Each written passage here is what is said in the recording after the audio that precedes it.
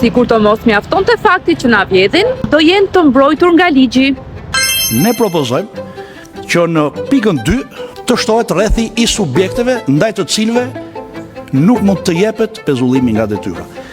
Presidentin e Republikës, avokatin e popullit, kryeministrin, zëvendës kryeministrin e ministrat, antarët e gjykatës kushtetuese e kryetarin e kontrollit lartë të shtetit. Pra, ti mund të jesh kryeministër dhe të vjedhësh para tona, por ty do të të mbroj ligji dhe nuk do të pezullohesh dot nga detyra. Ti mund të jesh zëvendës kryeministër dhe të vjedhësh para tona, por ty do të të mbroj ligji. Ti mund të jesh ministër dhe të vjedhësh para tona, por ty do të të mbroj ligji. Ti mund të jesh president dhe të vjedhësh para tona, por ty do të të mbroj ligji. Ti mund të jesh avokat populli dhe të vjedhësh para tona, por ty do të të mbroj ligji. Ne jemi këtu për të qeverisur, për të marrë vendime. Pra çështja nuk është më se na vjedhin. Ata po e pranojnë se janë hajdut, ata po e pranojnë se po na vjedhin.